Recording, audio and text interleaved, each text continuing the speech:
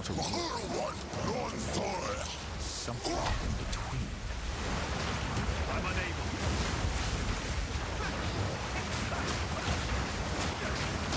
Let the darkness. Invasive growth. Thorn grip.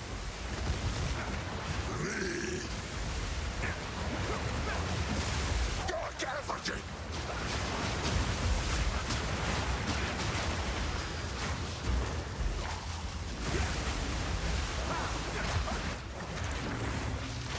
A cheap ploy. He will not escape me.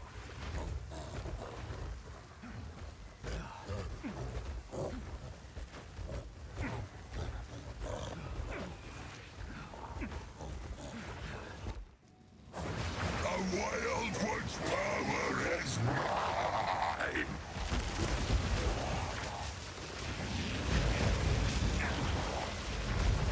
Jordan! The meaning is mine!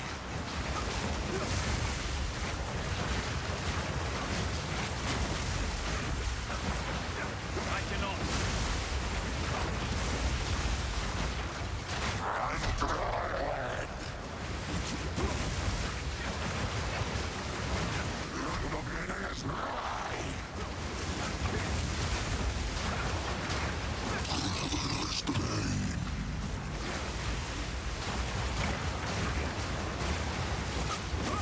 They hate us for wanting to exist.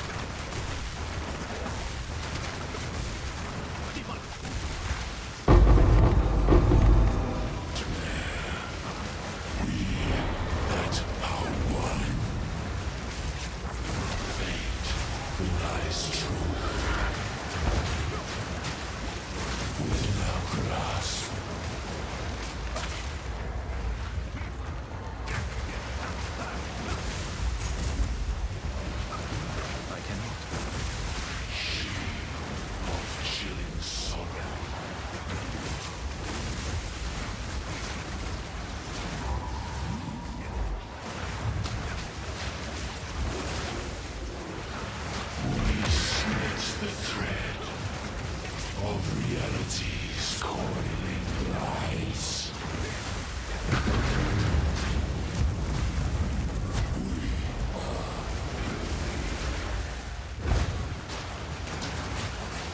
They fight once more.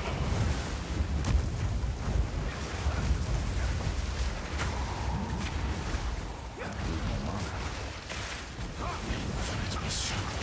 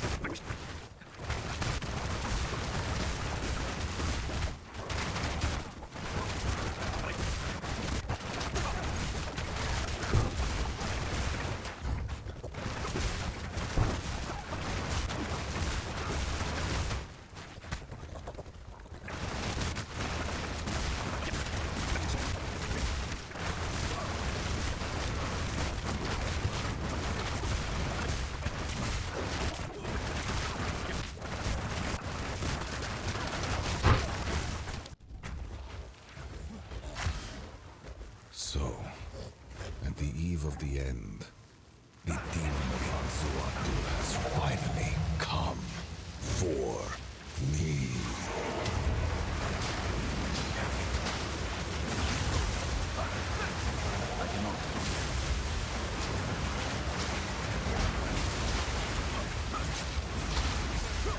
Channel the reactor. I cannot.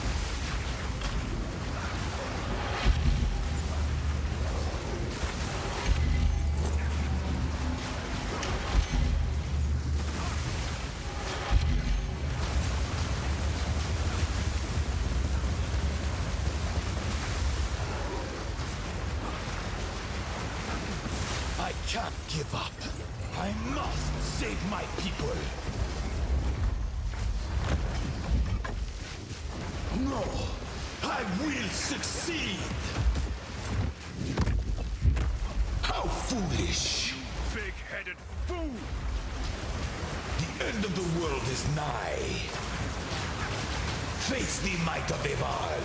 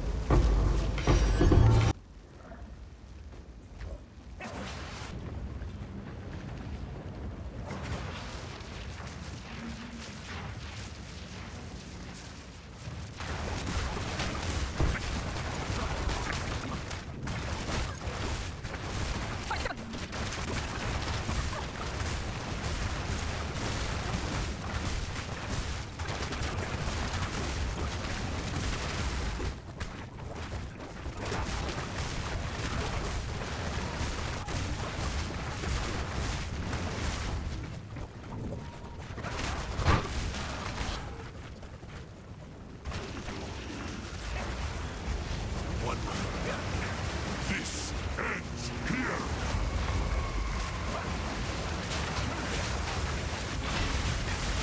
Submit! You are finished!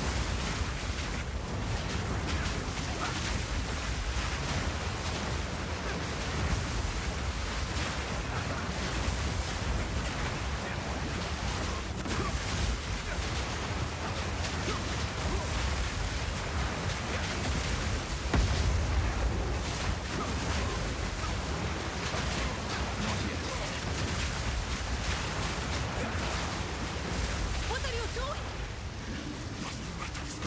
Let the beast go!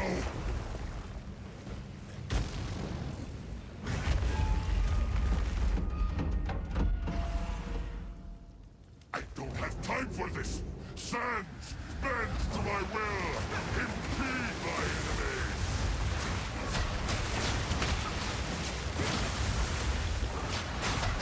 I cannot. We will have blood!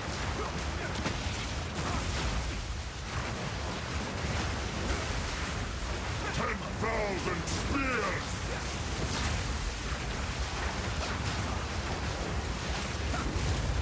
Die!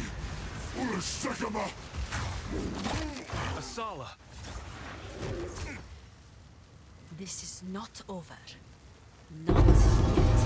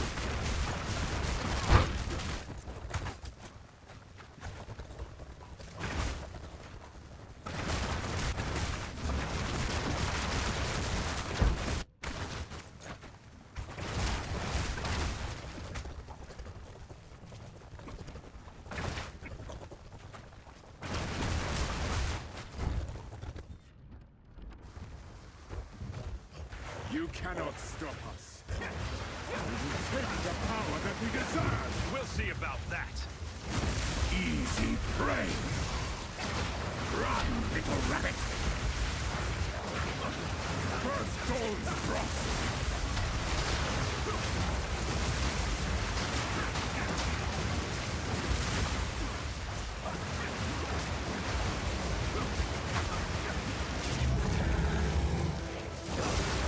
I smell your blood.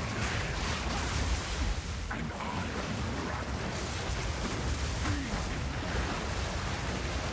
Not yet. The air grows colder. Ragnar ruined.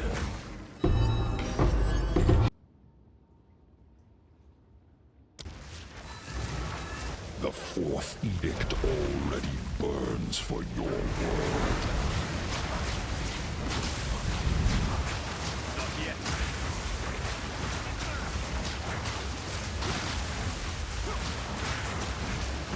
Fields of ash and chasms of flame shall restore her glory. Permanent suffering.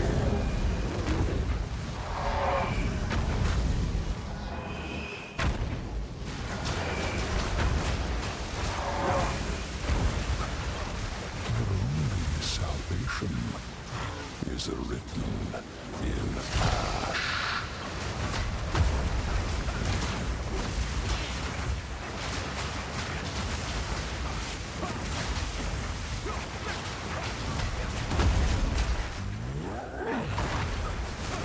Yes, mortal.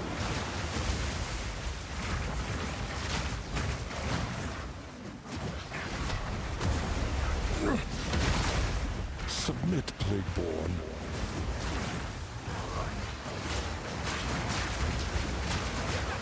You tarry. You rot. You, another vessel of sorrow.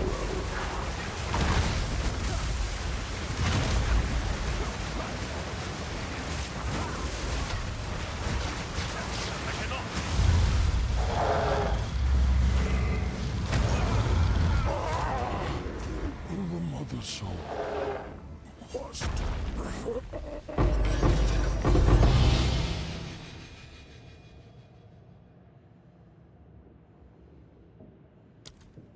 There's a chill in the air.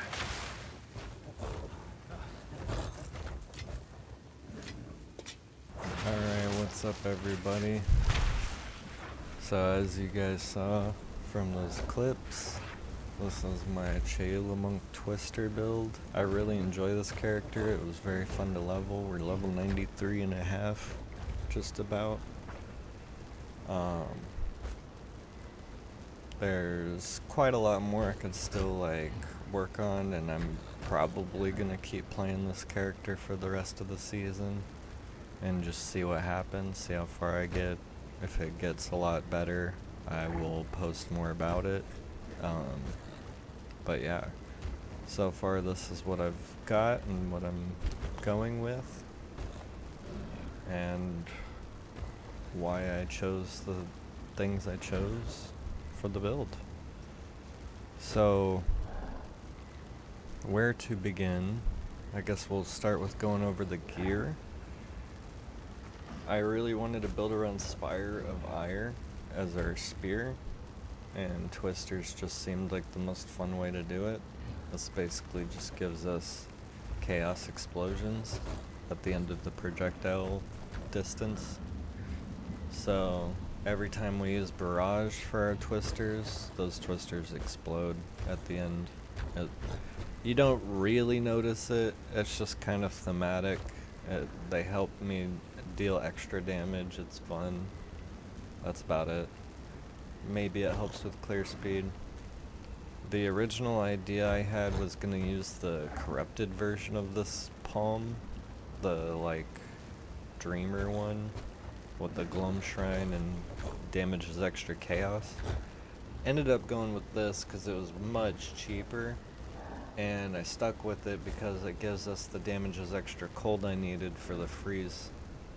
so we freeze more often and get our frenzy charges more quickly.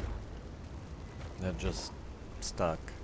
You could probably switch if you have the 100 div. I don't.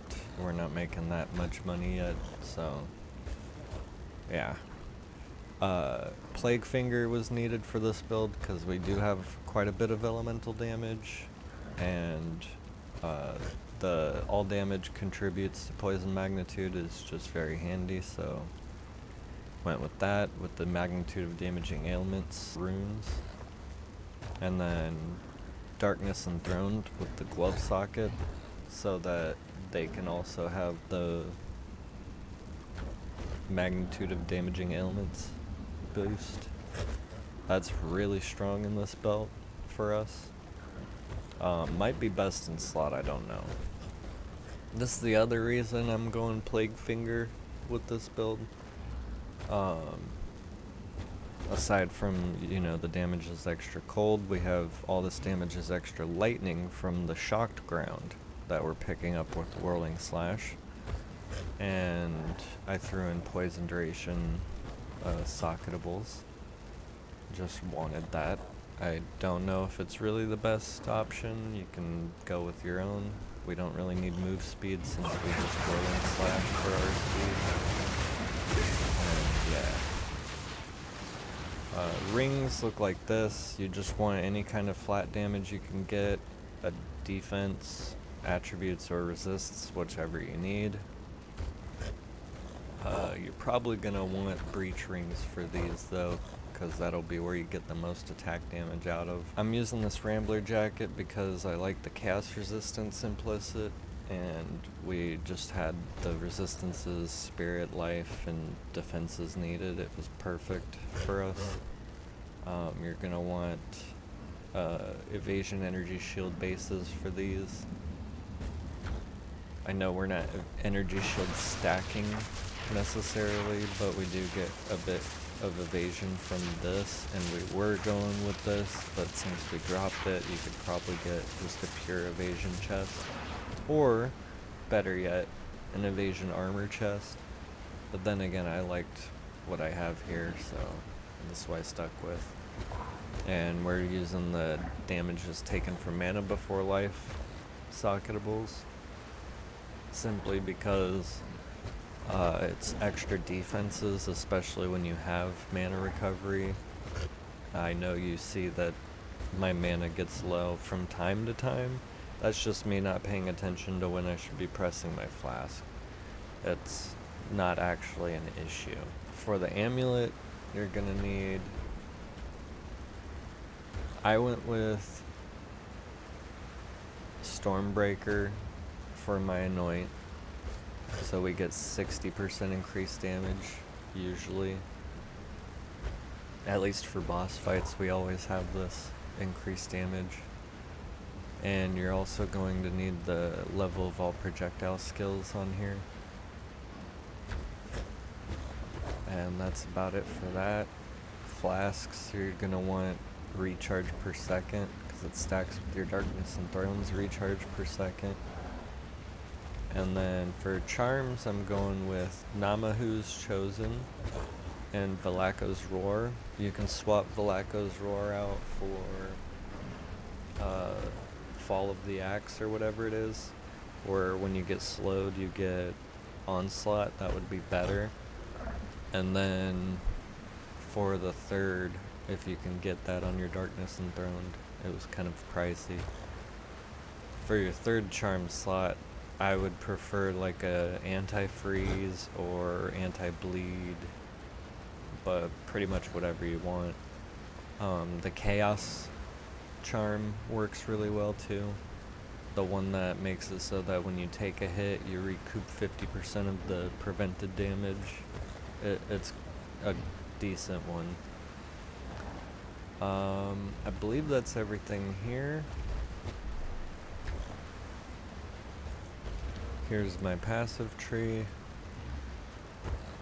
Main things to note are I went with this From Nothing for the Dance with Death clusters. And I grabbed the Wildcat, I plan to grab Lifelong Friend, and then I grabbed Precise Point and Roll and Strike, just because of all that damage. And we also have Megalomaniac with these. Inescapable Cold gives us freeze buildup and duration, which works well with our hits and ignore non-negative elemental resistances of frozen enemies from heavy frost, and damage with hits against frozen enemies. We're also getting Shattering Daze, giving us damages extra cold, combined with this passive to give us damage against dazed enemies. It's just extra damage. We basically inflict all ailments, poison and bleed being kind of the main ones. Daze is helping out our damage with that. I grabbed this early on just because we do quite a bit of chaos damage and I needed at least a node to boost it. And we do damage as extra chaos. So I just figured why not? It might not be the best, but yeah. It's what I liked. That's what I wanted. If anyone has any better options or ideas, I'm glad to hear it. For the jewels, I liked something like this. The main things to look for are the chance to inflict all ailments and the magnitude of all ailments you inflict. Kind of the same thing going here. That's why we picked up the clusters that we did, so we can get quite a bit of effects there. This Howling Primate helps us with keeping our ally near us, our companion. Skill effect duration is the other important jewel passive, so you'd want to look for that as well, I think. But yeah, this is my personal setup. The Ascendancy I went with Into the Breach, and Choice of Power for Flames of Chayula to be purple. This was my last choice, my last two choices. My first two were to get Volatility on inflicting ailments, and then granting Unraveling for chaos damage to randomly contribute to freeze, flammability, ignite, and shock.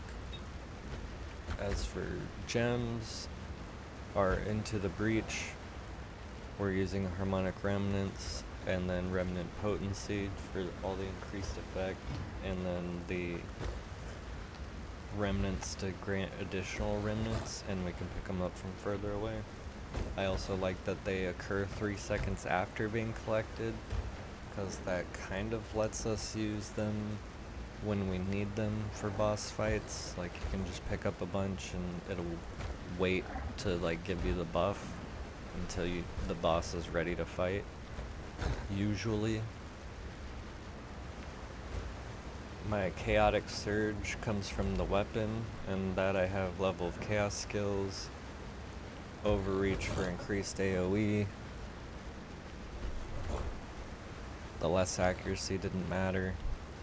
Withering Touch so that they can apply some Withered, and Maim. I just didn't really need the damage on them. Purity of Ice is an interesting one because you can put these like extra supports in it, and because it's a free aura that buffs you as well, you also get these buffs, and I can prove that with the less freeze duration. Freeze duration on self minus 50. As you can see, minus 50. Now it's gone. So this does work, and you get the best of all of these buffs without having to pay for it at all. Whirling Slash I did level up. The main reason being I did want some damage on it because we impale with it. However, we're reducing that damage a bit here and here through getting attack speed, because it's our mobility as well. So it's like a bit of a trade-off. Twister. We're using Incision to get our bleed, and that way we don't apply bleed right away, but then we eventually do get one. We always have it up on bosses anyways. All our other damage stuff gives Incision instead of bleed, so only this can proc bleed. And it makes the bleed stronger. And then we're using this for the magnitude of poison against bleeding enemies. This gives us magnitude of poison and bleeding against something taking both. And then we needed this projectile acceleration for the more projectile speed, and then the increases to projectile speed apply to damage. It's not a whole lot of damage, but I like the actual speed that they get. They get a lot slower looking without it, so you really need that to get them around. Barrage is using perpetual charge, heightened charges, cooldown recovery, prolonged duration, and rapid casting. Our Quadrilla, the main thing you want to look for is the extra physical damage aura. That's really strong. I know it's only 40% increased, but I like that. Last Gasp is probably the most important support, along with Loyalty. And then you go Meat Shield, Elemental Army, and Magnified Area, so the aura has a larger area. Blasphemy Despair setup with Ritualistic Curse and Magnified Area 2 for all the AoE. Wind Dancer is using Bleed 4 for the Incision and can't actually proc bleed. Life Leech, so that when we take the hit, we get Leech back.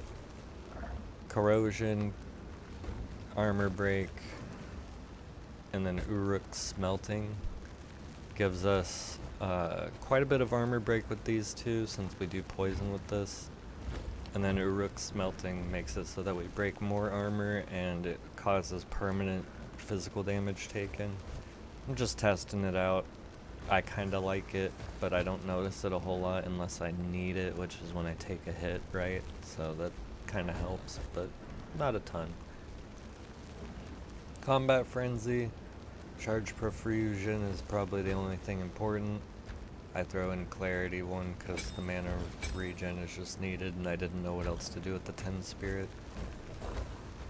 Herald of Plague with Chaos Mastery is the only important thing.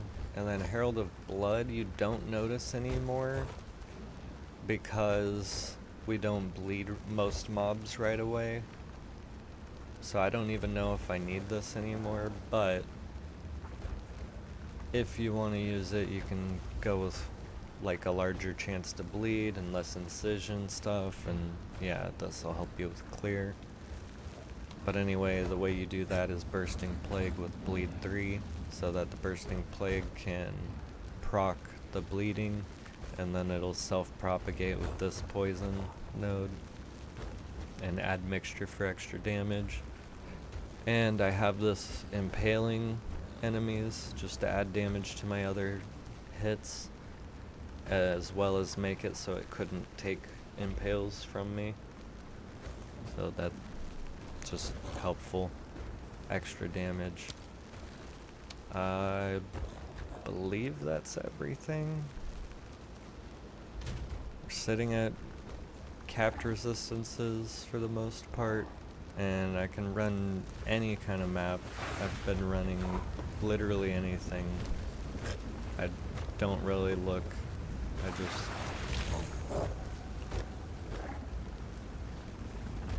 do this to the white maps and go. Like, I don't even care what's on it. But yeah, if I missed anything, ask. No problems. I'll answer any questions if I can. I'm gonna see how much further I can get this build, and hopefully you guys enjoyed. Really hope to see this on Build of the Week or something. That'd be really cool. I know it's not a pinnacle boss killer. Really had some issues, and it's not like super crazy damage. I'm sure it could get there if someone could, you know, knows how to eke out more damage. I have been and we'll keep working on it, but we'll see what I can do. Anyway, see you guys later. Thanks for watching. Like and subscribe and all that. See ya.